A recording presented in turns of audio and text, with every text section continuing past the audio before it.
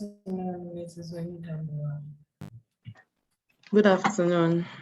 How are you doing, I'm doing great, and you? Fine, we thank God. All right. How's your day going? Good. Thank God. Okay. I'm just Thank trying you for to. I'm just trying to check my screen and to see. Yeah. It's okay. All right. Thank you.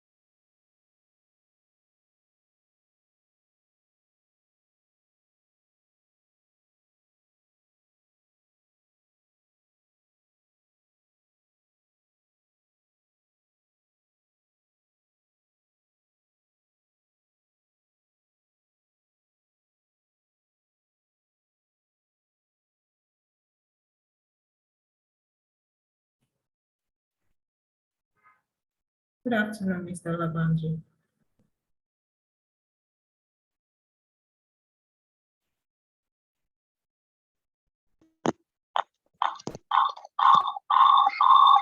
Good afternoon. Hello, Good afternoon. How are you doing? I'm very well. How are you doing? I'm fine. Apologies for my video. I don't know what is happening to my system. So It's sorry all about right. that. Yes. Okay, so we have Mrs. Oida Malatu. I don't know if we should wait for more attendees or should we just continue?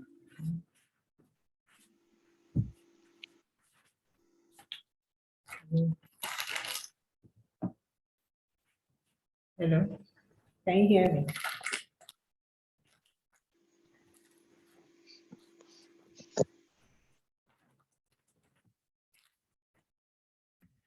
Hello. We can hear you. Okay, so I was asking if we should wait for more attendees or should we just start the webinar? We can Okay. we can wait for 5 minutes. Oh, okay. It's all right. Thank you.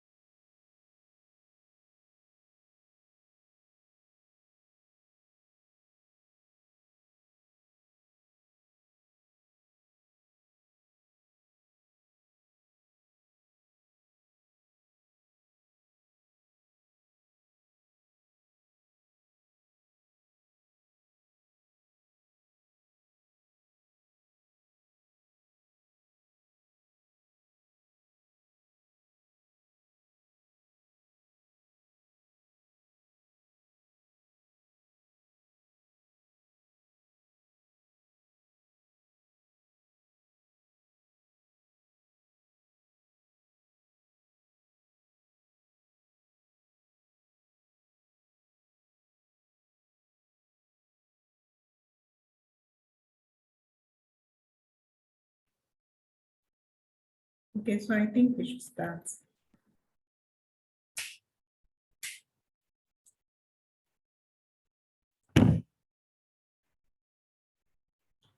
Is that okay, Mr. Olabanjo?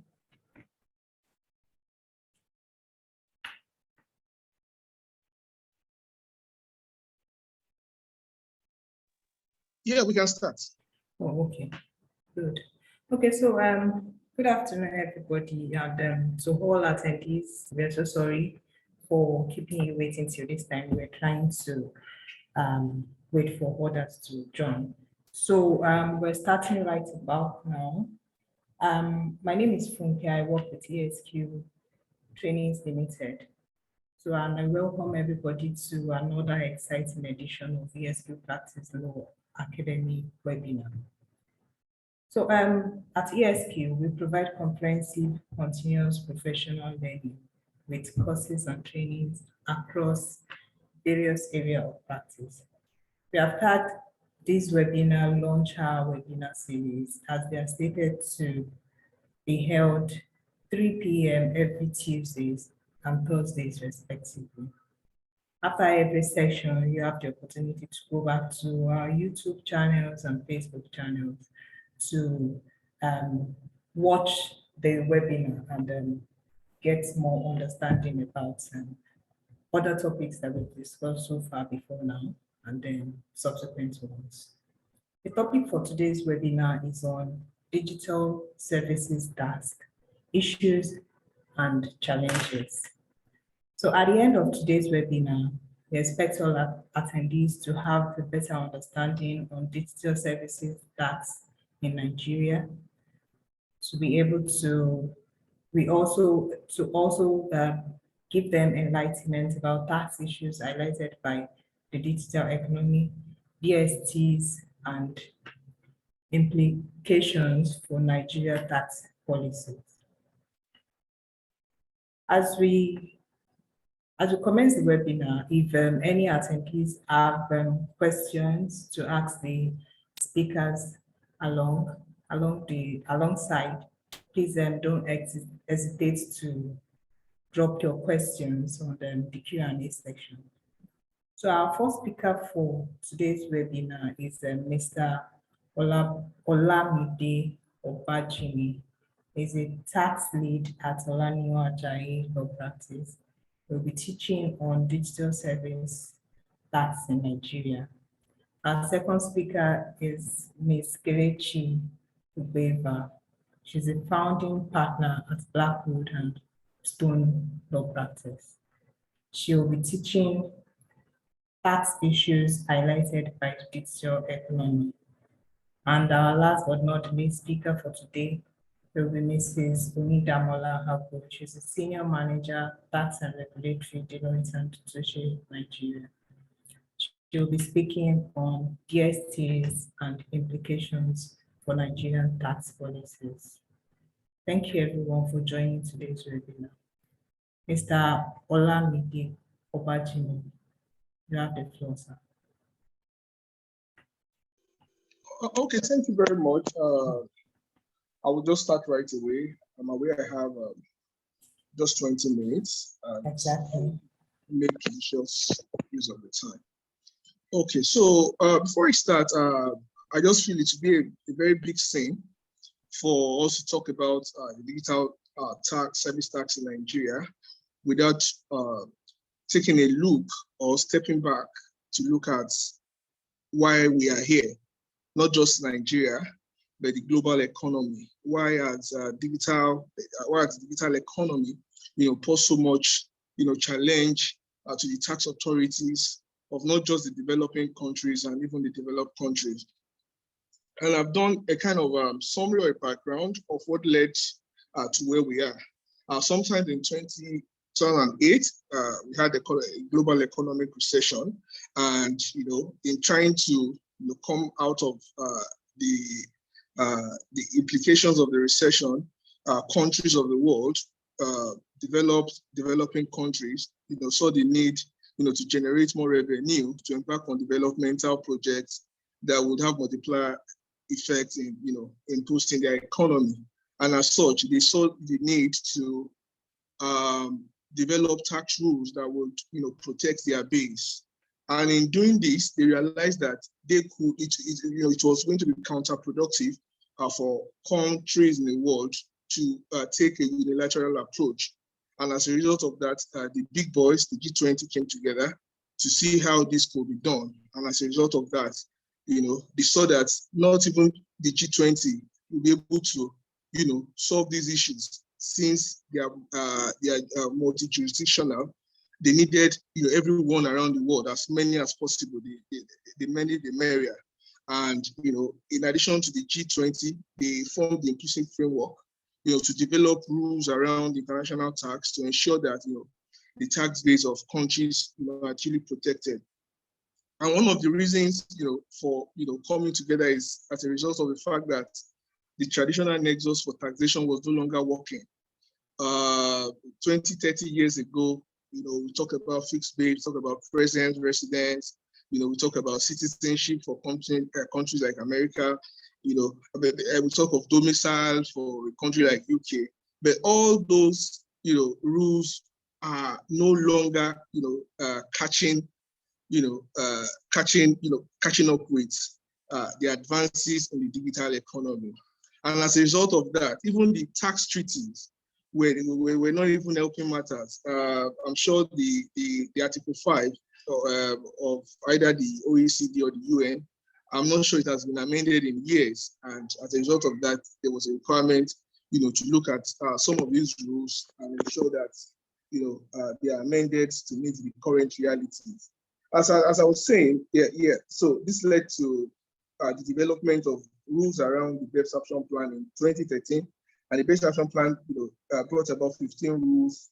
And the first of those rules, which is going to be the focus of our discussion, is the tax challenges arising from digitalization, which is the BEPS Action Plan 1.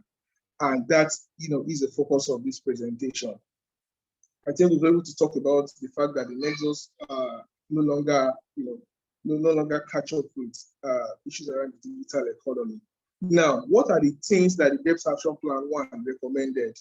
Number one is that it talks about the significant economic presence test, saying that, okay, countries should look at digital companies that have significant economic presence in their country, probably as a result of the fact that they have huge customer base, or they have an ongoing business or commercial interaction with some of their citizens.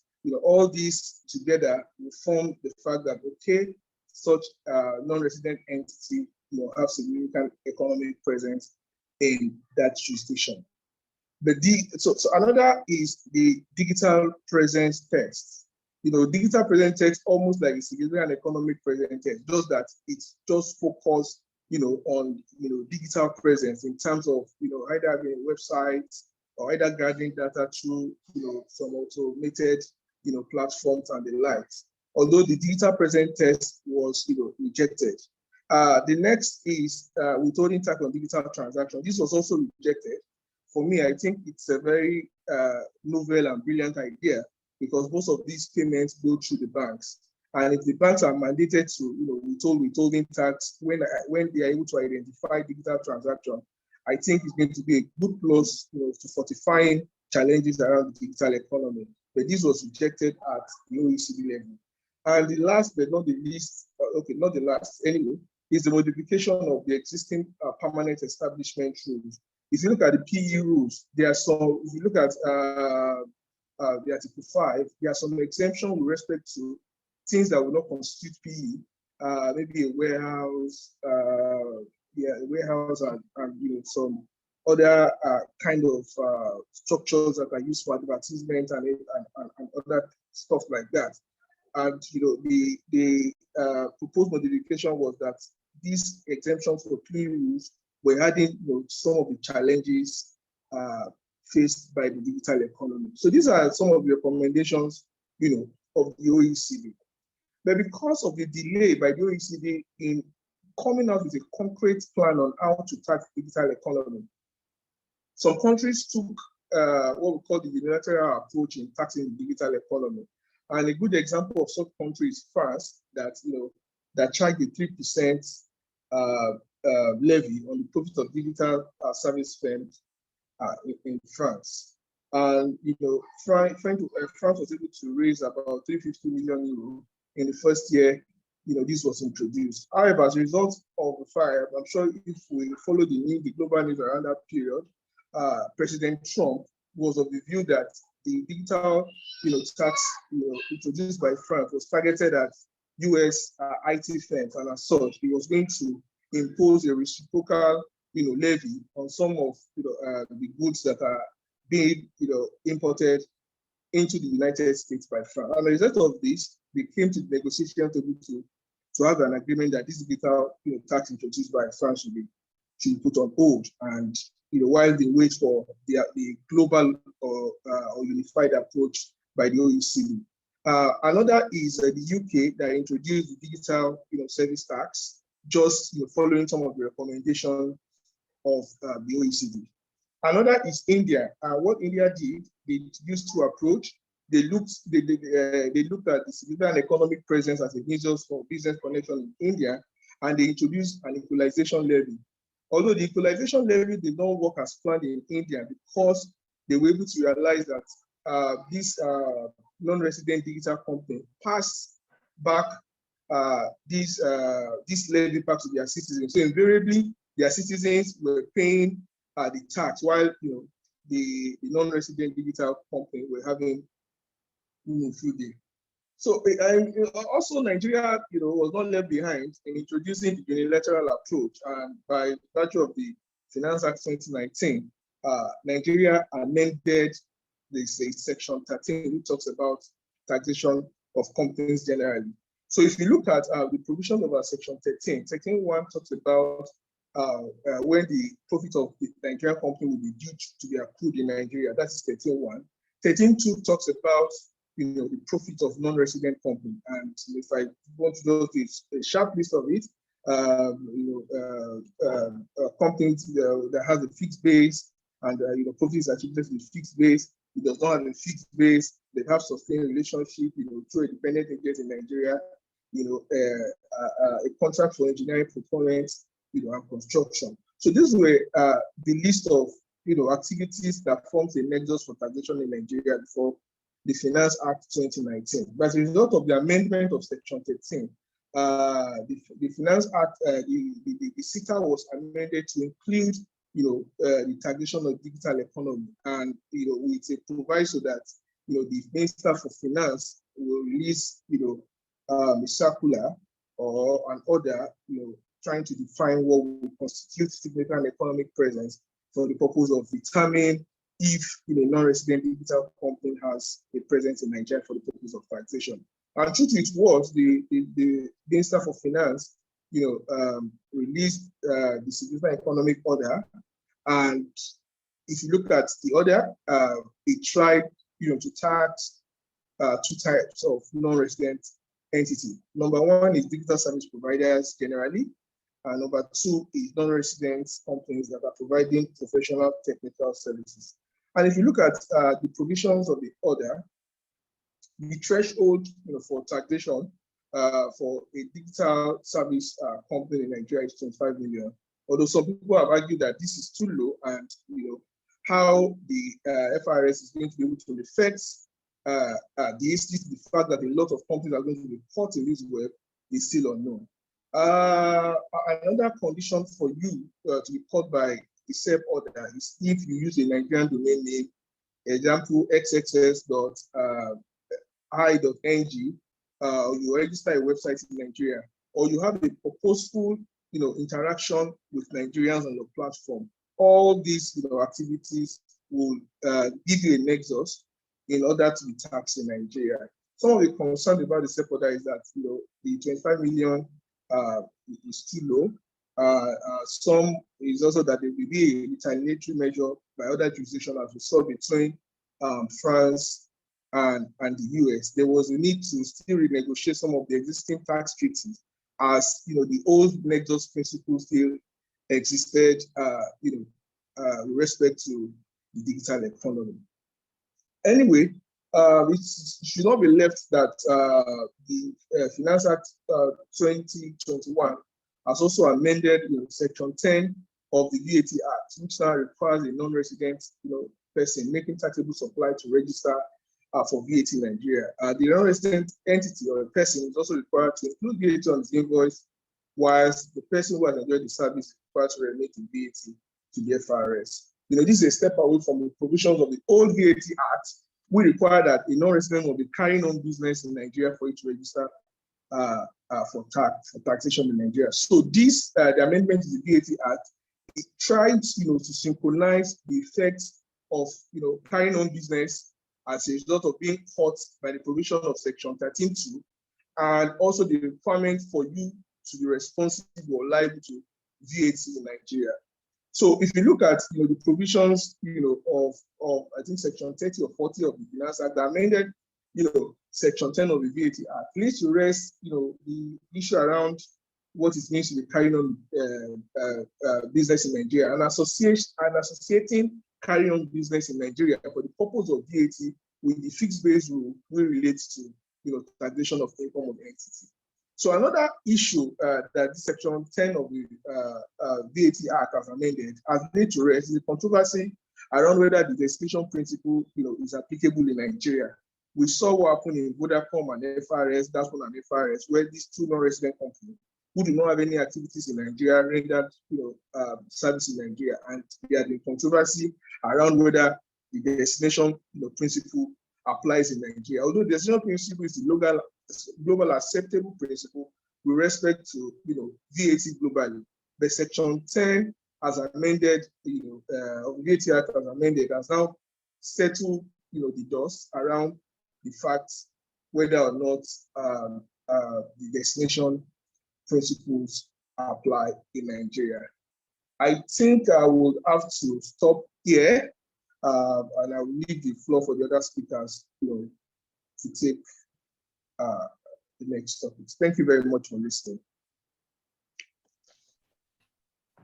Thank you very much, Mr. Olamide. Thank you for that teaching.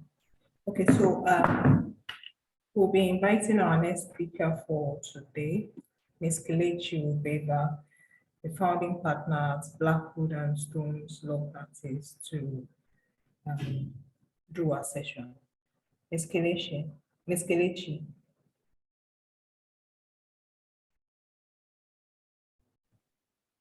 Hello, everyone. Good afternoon. My name is Kelechi Ubeba, and it's a pleasure to be here today. Good to have you here. Okay, so I hope everyone can see my slides. Yes, perfectly. I will start by just quoting Tom Goodwin. So he says that the world's largest taxi firm, Uber, owns no cars. The world's most popular media company, Facebook Meta, creates no content. The world's most valuable retailer, Alibaba, carries no stock. And the world's largest accommodation provider, Airbnb, owns no property. Something big is going on. This is a very popular quote that just generally discusses the digital economy as a whole, just for us to have a little insight as to the digital economy. So I would go straight into a background, just discussing how we arrived at where we are now and why this discussion, because I've been asked to talk about the challenges and the issues that are likely to arise or have arisen or that we have noticed in practice as a result of digital service and tax. Traditionally, from a PE perspective, a permanent establishment perspective, tax laws have assumed that businesses require a certain level of physical presence before they would have derived income or be deemed to be taxable in any country. It's clear, however, from our existing laws that the digital services such as online advertising, online marketing, and data storage, the general digital services that could arise from online digital platform are not covered in our laws. However, both the Finance Act 2019, to an extent 2020, and then the Finance Act 2021 have addressed tax consequences of the digital economy. Just as the previous speaker had very briefly discussed significant economic presence, I'll just talk about significant economic presence rules that were introduced in 2019 by the Order and Finance Act. So under the SCP rules, to determine non-resident digital companies taxation for non-resident digital companies operating in Nigeria, the SCP provides the tax regime to determine their taxes and generally to also provide some kind of framework and regulation as to how these companies or these platforms are taxed. Generally, digital platforms, companies, they're treated as non-resident companies under the SCP order and under the law. And then its profit, whatever profit that is deemed to be derived from Nigeria would be taxable in Nigeria, provided they meet the SCP requirements. SCP requirements under the law are where a company derives an annual gross turnover of 25 million naira, which is approximately $50,000. And then such company would be deemed to have established a significant economic presence in Nigeria. The second one would be where a Nigerian domain name is being used. So if the platform or if the digital company is using a Nigerian domain name, then you would see that such companies would have established an SCP in Nigeria. So for example, companies that have .ng or ng.com, such companies would fall under the SCP regime. Or where a company or a digital platform registers a website address in Nigeria, or where it has a purposeful and sustained interaction with persons in Nigeria by customizing its page or its platform to target Nigerians or target people that are located in Nigeria. So you would note that there are generally 4 instances where companies would fall under the SCP rules or the regime. So this is my introduction that I have just concluded now. I'll run through my presentation as well. And just to say that digital service taxation is generally an international tax issue, which we already know. I wouldn't really say, based on the fact that it has been considered in Nigeria since 2019, I wouldn't say that it is a new taxation per se. Even as we go along, as we start to treat the actual taxation, the VAT and all the issues that arise, you would know that these are not new taxes. It's just that they're new enforcement methods being applied to ensure that these taxation, that these companies fall within the tax nets in Nigeria. The previous speaker has talked a bit extensively on the 2-pillar solution, which was provided by OECD. Unfortunately, Nigeria is one, I don't know if I would say unfortunately, or if I would, anyway, Nigeria is one of the 4 countries that didn't sign up to the 2-pillar solution, decided to go unilateral, as the previous speaker had mentioned. One of the reasons why Nigeria would rather go that way is because they believe that the percentage that is recommended by OECD might amount to a shortage of taxation that would be derived from that digital economy in Nigeria. So they would rather just go the traditional method and use our existing laws to ensure and enforce, to ensure that the digital economy is taxed accordingly. Yes, so I've talked about significant economic presence. Yes, this digital tax might in code. Can you still hear me? Because my network is going on and off. Hello? No, we can hear you. Go on, please. Okay, thank you very much. So one of the major challenges, and the first challenge that we'll discuss today, is compliance and enforcement. It's important for us to note that the primary participants of the digital economy are companies that are not resident or they're not located in Nigeria. In some instances, most of these companies might not even have contact offices or contact people that are based in Nigeria. So it goes without saying that it will be difficult for the FIRS to contact these entities or to be able to enforce any of the existing laws or the assessments that they have raised on behalf of these companies. Yes, we know that the laws have been amended to include that emails, FIRS can serve notices via emails and other electronic means, but the options based on the consequences and circumstances, the options remain limited, when it comes to enforcement against such entities.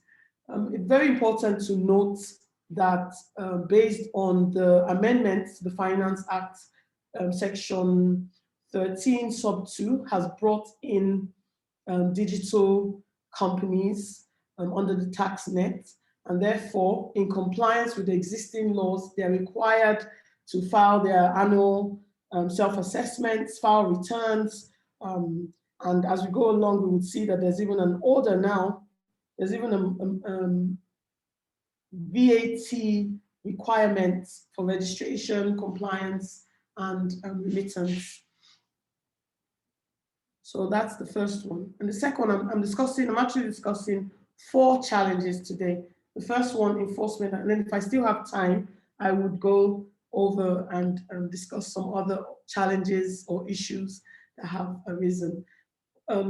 Just to buttress the point on enforcement, it's important to note that recently the federal government was unable to enforce compliance on Netflix, which is a digital service company that obviously we all know has streams and loads of customers in Nigeria.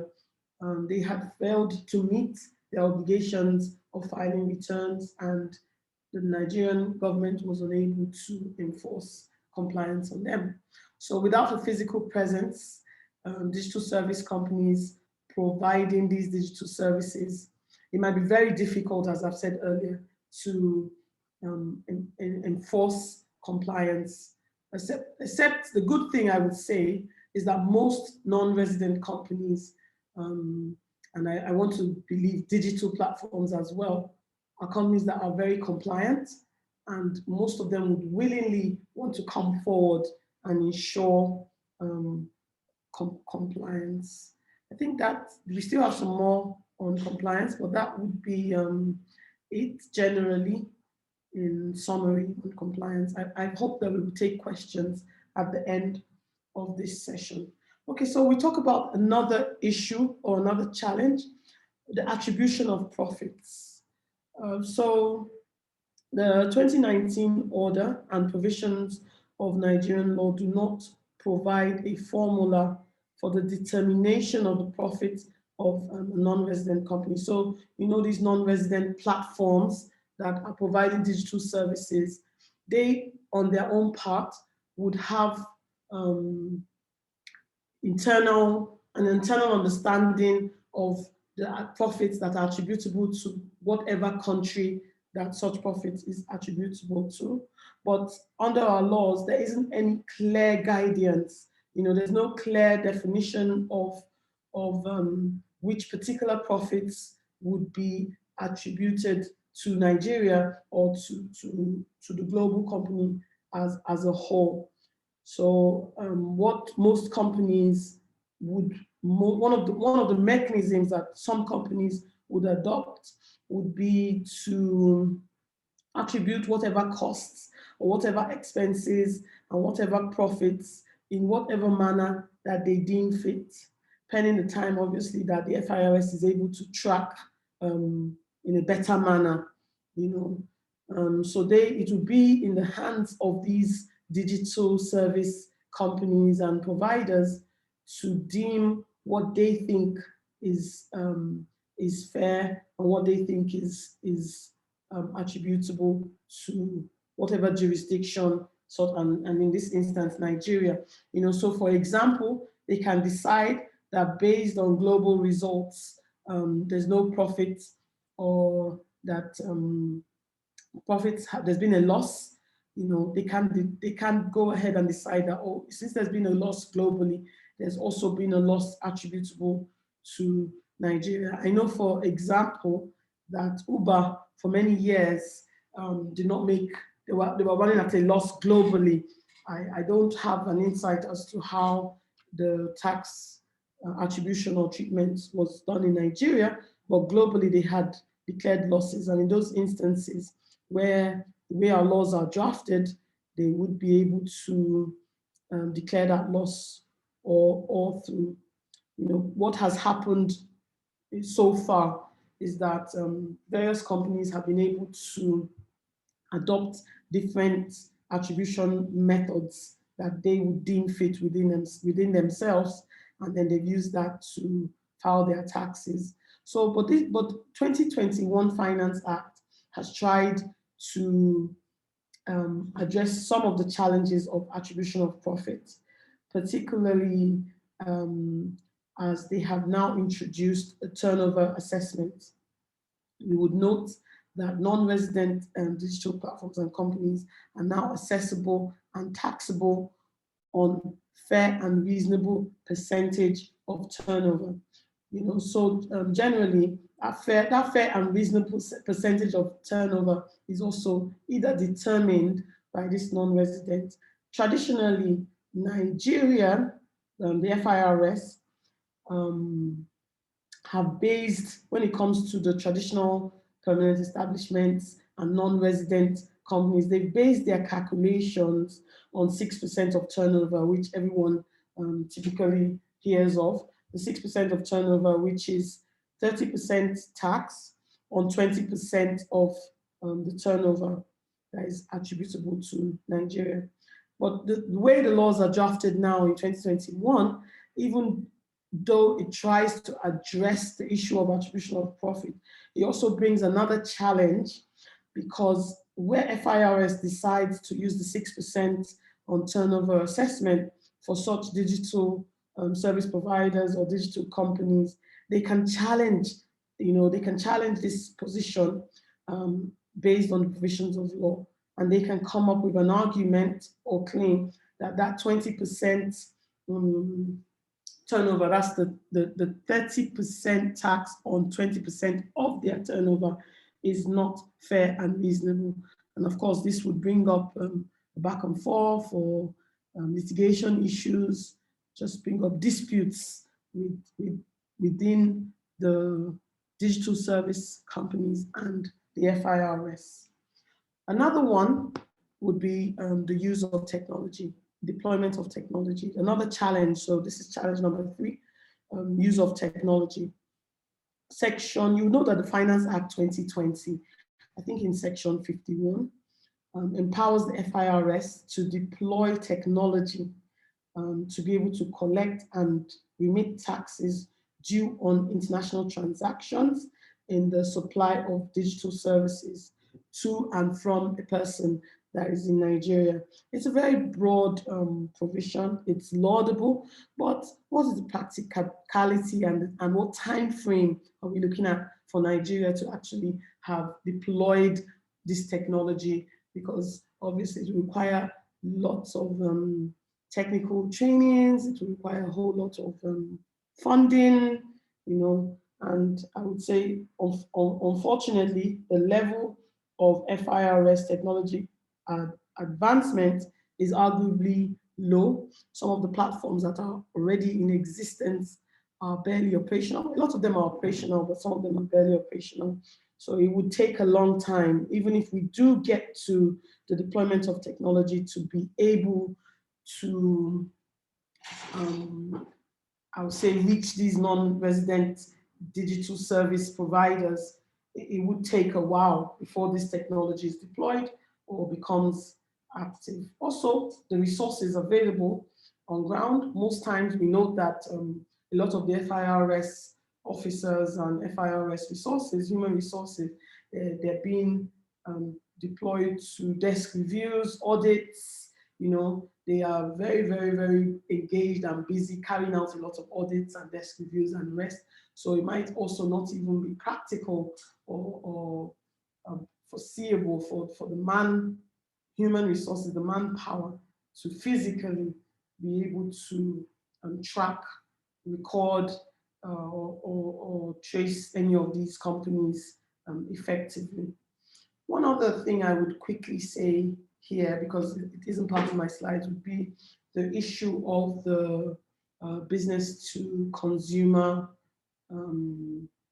taxation. I'm going to also talk about this in the VAT section.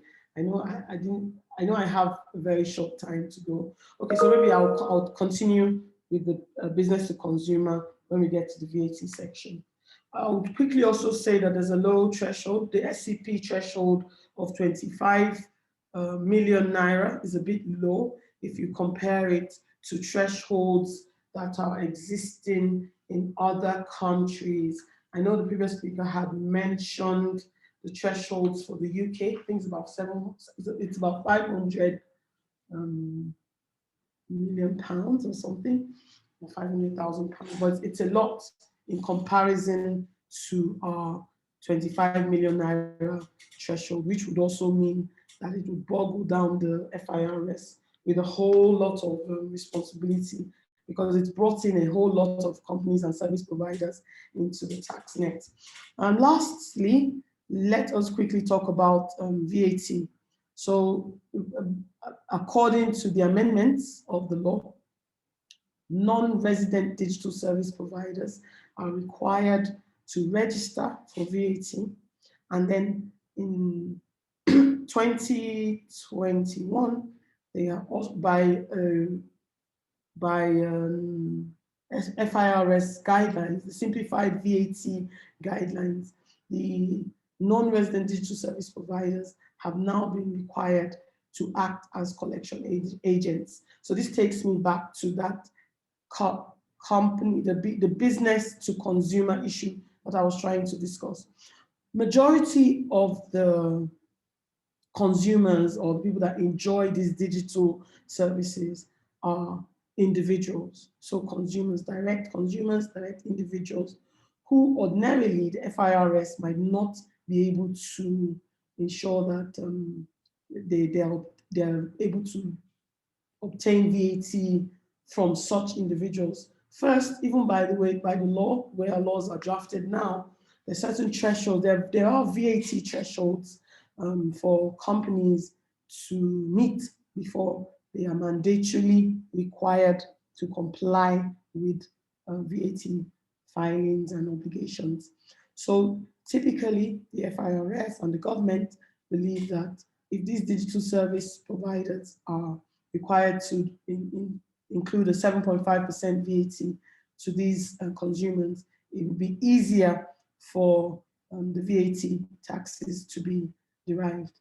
You would note that pages like LinkedIn, I think, where people have are able to sign up on different services, for different services, LinkedIn has gone ahead to notify people and to also start to charge 7.5 VAT based on Nigerian legal requirements.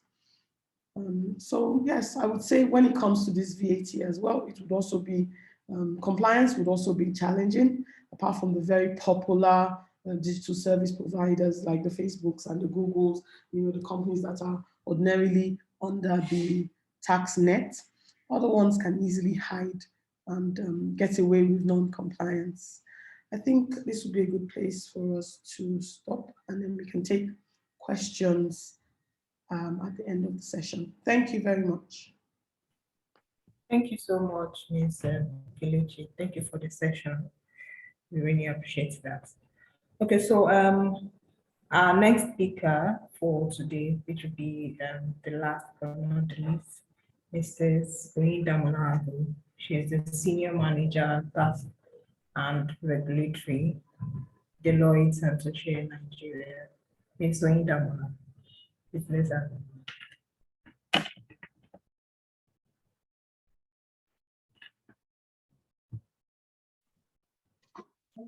Good afternoon, everyone.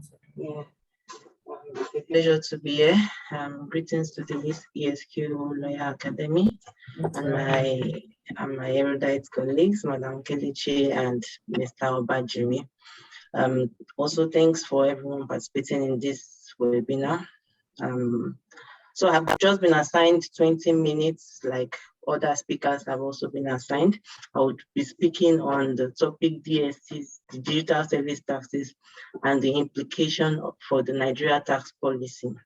So very briefly, I'll give an overview of the digital economy, the tax system and its administration, efforts towards incorporating digital economy into the Nigerian tax laws, impacts on the changes in our tax laws on the digital service players.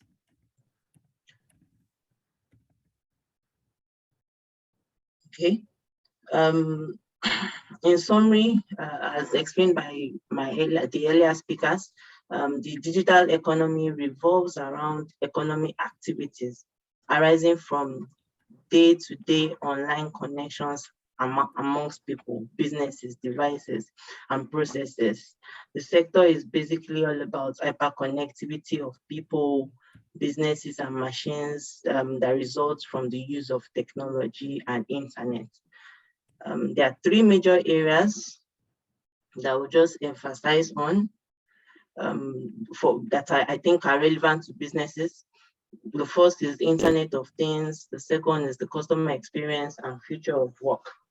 On the Internet of Things, what do I mean by Internet of Things? Internet of Things are, as we all know, businesses are trying to automate their processes. How do they do that? They actually need data, they need to collect data from the internet, as well as analyze this data in a bit to upskill their processes. As with respect to customer experience, customers and businesses generally, or vendors, they are trying to carry out or transact their business in a manner that is seamless and convenient for all parties. Lastly is the future of work.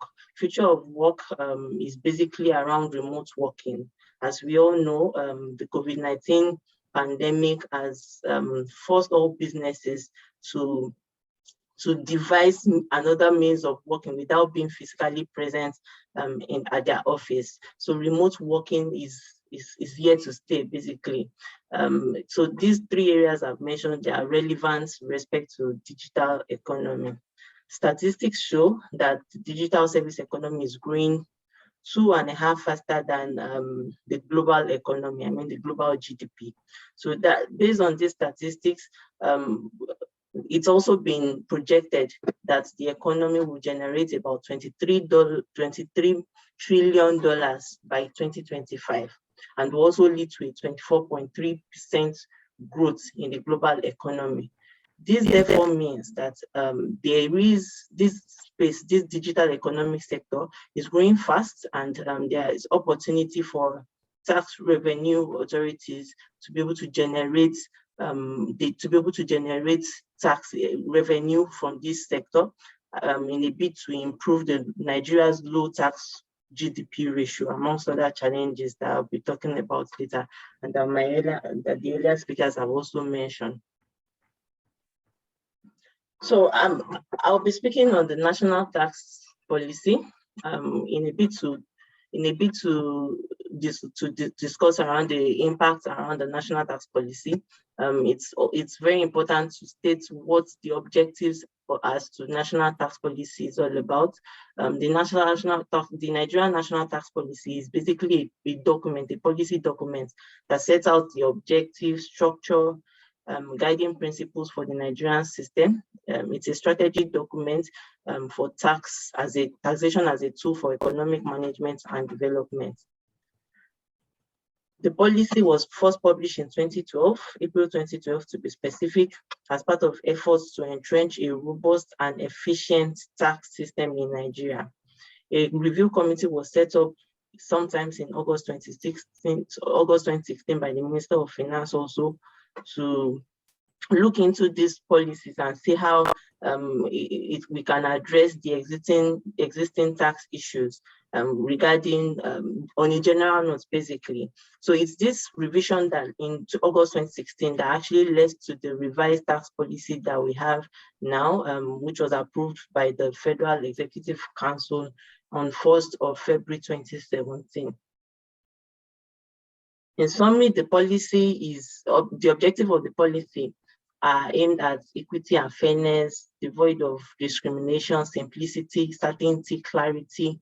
Tax laws normally should actually be clear, should be simple and easy to understand. It should also be aimed at low cost of compliance, administration, flexibility, as well as sustainability.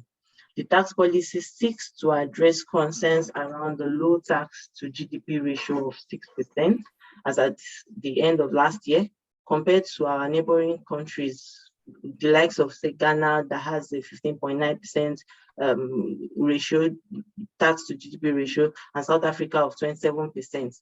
Also, another challenge that the policy seeks to address is multiplicity of taxes, revenue agencies, irregular review of tax legislation, as well as our fragmented tax database. Now we are in the digital era, digital economic era. What are we saying here? There is need for our tax policy to actually entrench this digital economic in the policies, with a view to because of the rapidly, as we've seen in my earlier slides, the sector is growing rapidly, and such it's important that the tax policy should be updated.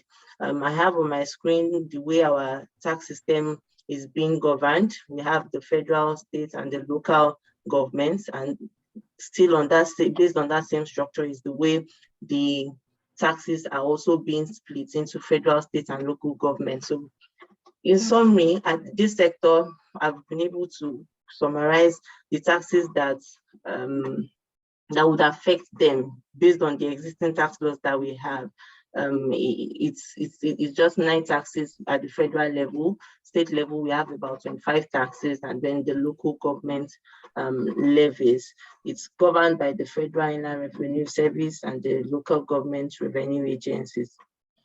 So the impact of the review of the national tax policy basically was what led to the revision of our tax law of late, as amended by the Finance Act 2019 to 2021, as the earlier speakers had mentioned. It's been an applauding development in the history of taxation in Nigeria. No doubt the revision of these tax laws is a step in the right direction towards improving the tax to GDP ratio in Nigeria. I'm sure public and stakeholders by now will be looking out for what the next GDP ratio would be by the end of the year, given the last year was at 6% and is still very low amongst all the countries in a global level. Like I said earlier, I've picked about 9 taxes that would apply at the federal level. We have the corporate income tax, and then the personal income tax, tertiary education tax, capital gains tax, information technology levy, and then the police trust fund levy. Those are forms of direct taxes. For the indirect taxes, we have the VAT, the stamp duty, and then the custom and excise duties. So these two categories of taxes, direct and indirect taxes, most likely would have an impact on the digital economy, especially the company income tax, personal income tax. They are directed at taxation of income derived from Nigeria. The VAT is also targeted at consumers of digital products and services. The capital gains tax definitely would be targeted at, say, the digital currencies. Now we all know we are hearing of Bitcoin, cryptocurrencies, and the likes. So the capital gains tax, there's a provision in the Act that talks around chargeable assets on all forms of currencies, which we think CGT would be applied. However, there's also still need for further guidance around how it applies to the digital economy. So with respect to efforts by the tax authorities in incorporating digital economy into the system, some of the speakers has already spoken to it earlier, and I'll be taking you through them on how we metamorphosed in our laws from the Pre-Finance Act to the Post-Finance Act just within the last 3 years. In a bid to cater for the digital economy, the tax laws have been revised in the last 3 years and directed to basically non-resident companies deriving income from Nigeria. It has also helped to spell out obligations of parties. For instance, like Madam Kelechi earlier mentioned, NRC, non-resident companies have been selected as agents of government or agent of government for in terms of VAT collection. And for several years, this has actually been an ambiguous area with respect to should NRC actually how would they account for the VAT, which parties to account for VAT, value-added taxes. There have also been the introduction of technological tools by virtue of the amendment to the Finance Act with respect to the FRS Establishment Act. So on the Pre-Finance Act, prior to the Finance Act 2019, company income tax did not actually bring the digital economy fully bring the economy into the tax net. All we had were basically sections of the law that required physical presence. Like I think Mr. Olamide had already dwelled around that, and some conditions that SOX highlights around habitual trading, based on an agent here in the country, having a single contract, the likes of turnkey projects directed at oil and gas companies, as well as related party transactions that requires adjustments as to what is the appropriate markup that should be, that they should earn in Nigeria and the taxes that should be paid. But there was no clarity for players in this digital service economy with respect to who should pay, how do they pay it, what tax, what rate. More often, the burden of taxes in this sector is usually borne by the local entity transacting with the multinational companies, while barely no taxes paid by the digital service providers. However, since the enactment of the Finance Act 1920 and 2021, as well as the introduction of the SEP concept by the Minister of Finance, as well as the Finance Act 19, digital economy has now been somewhat covered. NRCs deriving 25 million turnover and above in a year from activities such as streaming digital content, transmission of data collected on Nigerians using a digital platform, providing goods and services through a digital platform, or through a website directed at linking customers in Nigeria to a vendor. Those are activities would now be seen as constituting a taxable presence in Nigeria and therefore should be taxed at a fair and reasonable proportion. Also, beyond the threshold where NRC uses a domain name or register a website in Nigeria or has targeted interactions with persons in Nigeria through its digital page, such NRC has now constituted the taxable presence in Nigeria and as such will be subjected to tax in Nigeria. So my screen have highlighted three major areas that Nigeria has now used to incorporate digital economy into its tax laws. The first is the turnover taxation. We have the value-added tax area, and then a bit of the OECD pillar solutions was also adopted, like Mr. Olamide mentioned. The OECD has been considering the two pillars. They've been having conversations around the two pillars, and as well as the global minimum tax rate and the SEP test, digital presence, and all of that tests. So Nigeria generally we operate a self-assessment regime, and the company income tax rate of 30% is usually applied on profits. Well, now it's been amended somewhat for other local companies, Nigerian companies. However, for the non-resident companies, based on the SEP rule, it's difficult to determine profits that foreign companies derive from Nigeria for the purpose of taxation. Based on the FRS practice under the traditional permanent establishment approach, FRS usually deem 20% of the turnover of NRCs to represent income derived by non-resident companies in Nigeria. This is where the popular 6% DST rate is being referenced. 6% is not. It's not that it's a DST. It is a new tax itself or new digital service tax. No, it has just been 30% is the actual rate, but it's 30% of 20%. 30% times 20%, which is the deemed income that we expect a traditional NRC to report as revenue in Nigeria. And that's what it's a discretionary approach adopted by FRS and has become a practice. Adela explained the whole obligation of NRCs to now start acting as agent of collection for VAT purpose, while the ongoing BPS respect to ongoing the pillar to OECD 2 pillar solutions is set to commence in 2023. Nigeria has also weighed these options, it has weighed the pros and cons of the proposed 15% global minimum tax rate and has refused to sign the global agreement, given the threshold of about 1 million euro to be met by non-resident companies for them to derive revenue in the country where revenue is being generated from, compared to the local threshold of the 25 million, as earlier explained by the earlier speakers.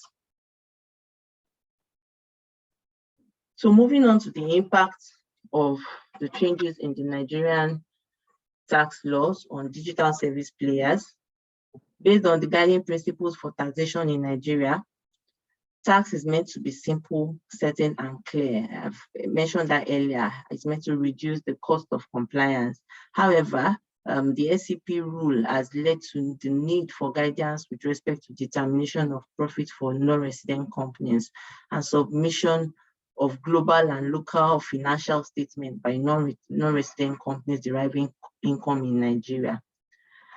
So this also has led to an increase in compliance costs. If an NRC have to go and start looking for an auditor to try and see how they can attribute their profits based on the profits that is being derived locally from its global profits. Some NRCs are just not even clear on how this works yet.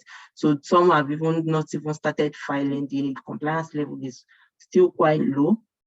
Tax rates may also need to be clearly spelled out to cater for the certain NRCs based on the amount of the income that is being derived by them. A number of them, they claim, they are even making losses in the country, yet you still have to go through, they'll still have to apply the 6% rate on them. However, what if they actually had enough of costs that would have wiped up the income level or the revenue generated in which the 20% deemed rate is being applied? So the deemed rate could lead, definitely in that area, it would lead to litigation. We'll see more of court cases coming up because the NRCs, most like we said, they are global companies. They like to rationalize things before they start committing themselves to it. So their pace of compliance is quite slow. They would definitely want to know whether the 6% rate is actually fair and reasonable for tax purposes.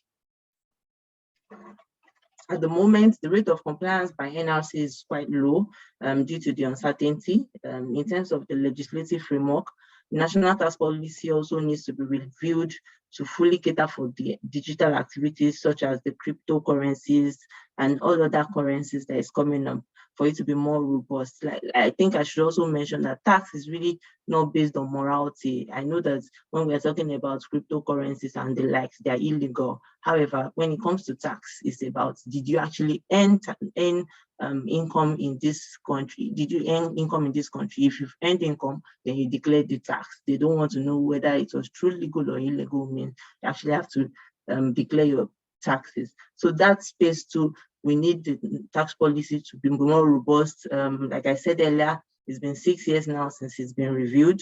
And so there's need to be, for it to be revised to capture currencies like this, just in case the CBN later on slack the rules around the digital currencies and how it would operate going forward.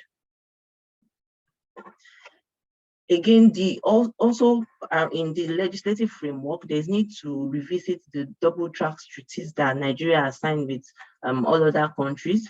What we've only seen is the amendments to the local tax laws. So there's also need, with the advent of digital activities, there's also need to revisit these double tax treaties to cater for what if I'm not physically present. What we have in Article 5 on permanent establishment right now is more around, is there a physical presence in the country? Have they established a permanent, is there a P in that country before tax would apply and before a non-resident company will be told to make payments for paid taxes in the country?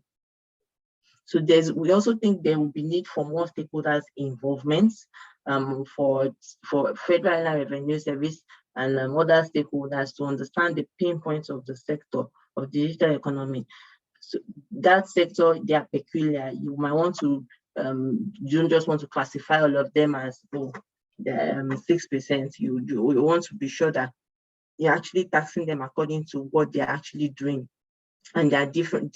We also noted the issue of the differences in interpretation among stakeholders. Lastly, the inconsistency in laws would also impact ease of doing business. It would also not attract investors to Nigeria as it is, because the laws are not so, the laws capture, it's robust, it captures all, but clarity still needs to be made to attract investors.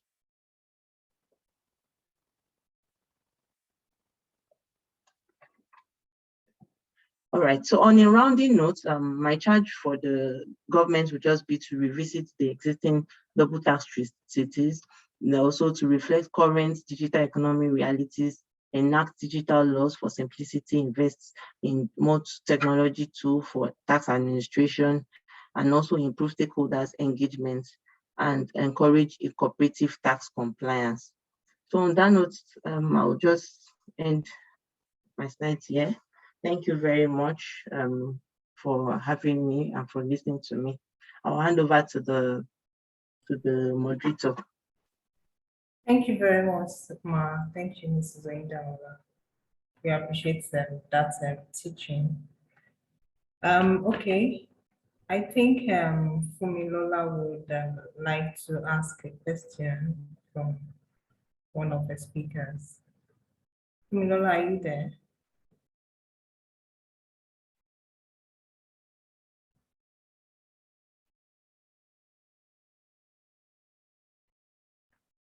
Hi, Fumi.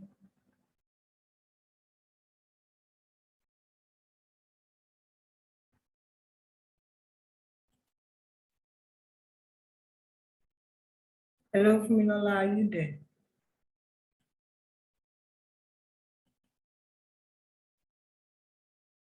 Okay.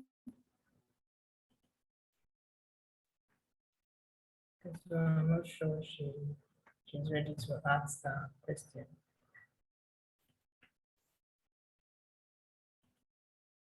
Because I'm trying to check the Q&A session if any of our attendees have one or two questions to ask the speakers before we call it today.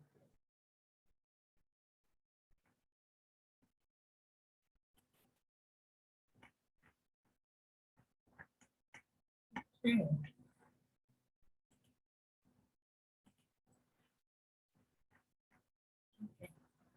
Okay, so I want to thank all our speakers for today. It has really been a very insightful session. We really appreciate everybody, the attendees, for your time. I hope you've been able to grasp one or two knowledge from speakers for today in regards to the topic so far. So I've gotten questions from a few of the attendees regarding the slide. We'll we'll work on that and then get back to you. But in the meantime, like I said at the beginning of this webinar, that you can go back to watch the webinar series on our platform. That's our Facebook and then on our YouTube page at ESQ, at my ESQ Legal. You can watch the webinars there. So I want to say a very big thank you to all our speakers for today, for their time, and then also to all attendees. And I also want to say a big thank you to all our sponsors, because they've been doing great by making everybody have better understanding regarding different topics that we'll be bringing to people to enlighten them and give them more knowledge about law and other aspects. So we want to thank TNP, the New Law Practice. We also want to thank ALP, Bloomfield Legal Practice. We want to thank Alex Adedipe, then Farmsville Solicitors. We appreciate you all for sponsoring this webinar so far. And then we also want to thank the attendees once again for your time and availability. And also, especially our speakers, we thank you so much for bringing up, for your time to gather this inspiring details and talking about the topic that has been assigned to you. Thank you all very much for your presence. Then on this note, please note that the next webinar will be on Tuesday, same time, 3 p.m. And the topic will be establishment and operation of hedge funds. If you love to be part of this topic for next week, Tuesday, please don't hesitate to join us. And like I said, you could subscribe to our channel to watch other webinar series at my ESQ Legal. Thank you very much for your time today. Do enjoy the rest of your day. Thank you, everybody. Thank you, Mrs. Oyindamola. Thank you. Thank you very much. All right. Thank you so much, Mrs. Kelechi. Thank you for your time. And Mr. Olabanji, we appreciate you. Thank you so much, sir, for your time.